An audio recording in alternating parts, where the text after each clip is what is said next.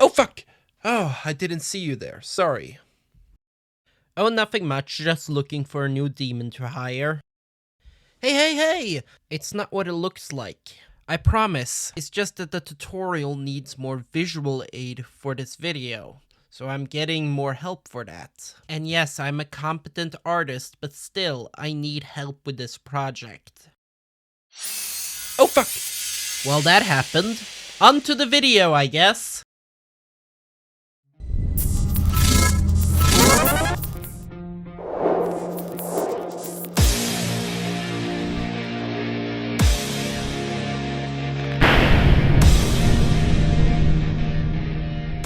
Welcome everyone to my channel. And yes, I did change the name of my channel from Ask Me No Questions to Drowned Monster. And if you're questioning why I did it, well, it's quite simple.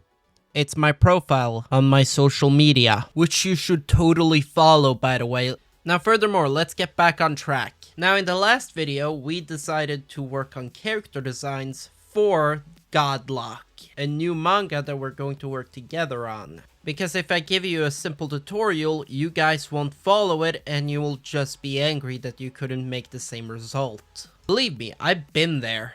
Which is why we're going to go through basic story structures and concepts and things you might need to know to make your own manga.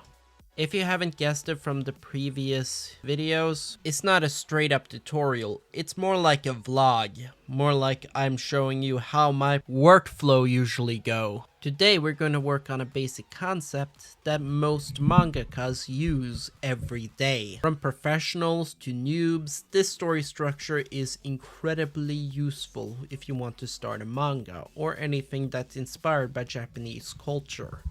I'll put it on the screen now. This is Kintichu Kentetsu, which is an incredibly powerful story structure. It gives you freedom and incredible insight and action-packed scenes without even trying. If you fuck up this, then you're not deserving of a pen or mangaka title. Unfortunately for you, I'm lazy and also kind of bored of editing this video, so I have a pinned comment of a video that can explain this much better than I ever can. Please enjoy. Now that you're finished with learning about Japanese story structure, let me tell you about something that's even more important. Fucking planning out your chapters before you release them. I'm serious, most manga that I read now are just poorly planned excuses. It's too bad because some of them were kinda awesome.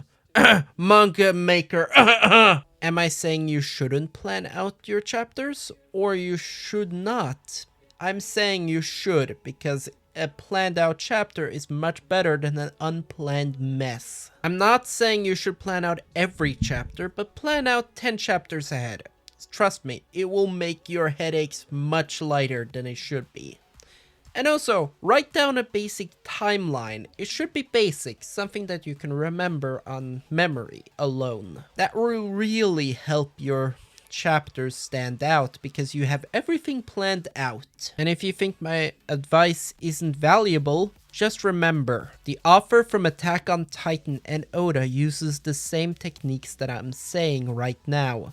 They plan the fuck ahead, which is one of the many reasons why people love them so much, because they have zero to almost no plot holes. Pipeline.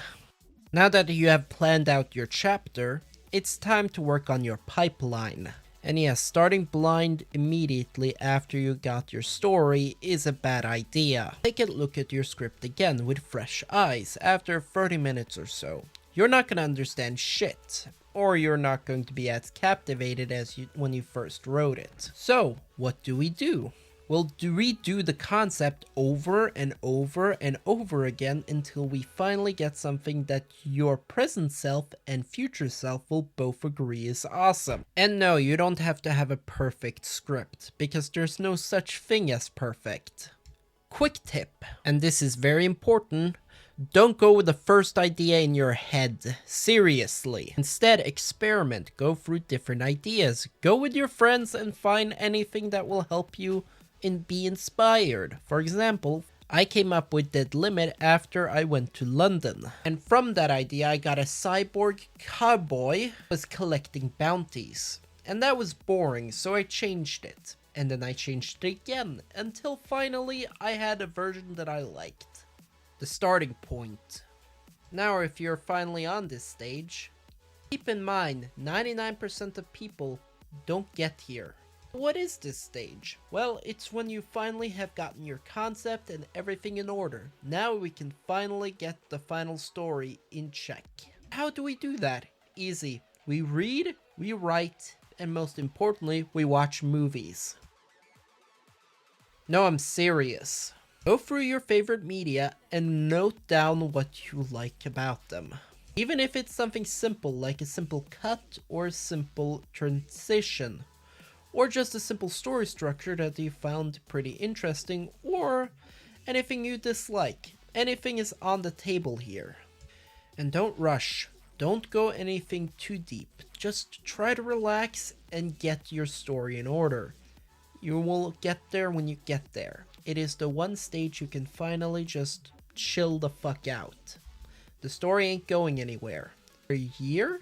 No, you should be here at least a month or 2. And if you're not an artist, I recommend on this stage you practice and learn the basics of art. Start with some simple perspective and some simple cubes. Trust me, it will help significantly.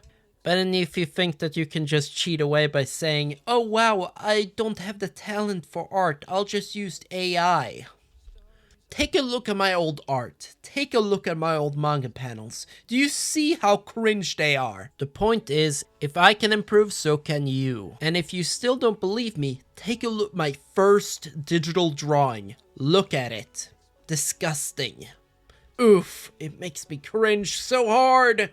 Which is the point. I got better. And if I can go from this to this, then you have no excuse. Now, any normal YouTuber right now would say, like, comment, subscribe at the end, but not me. I will say this.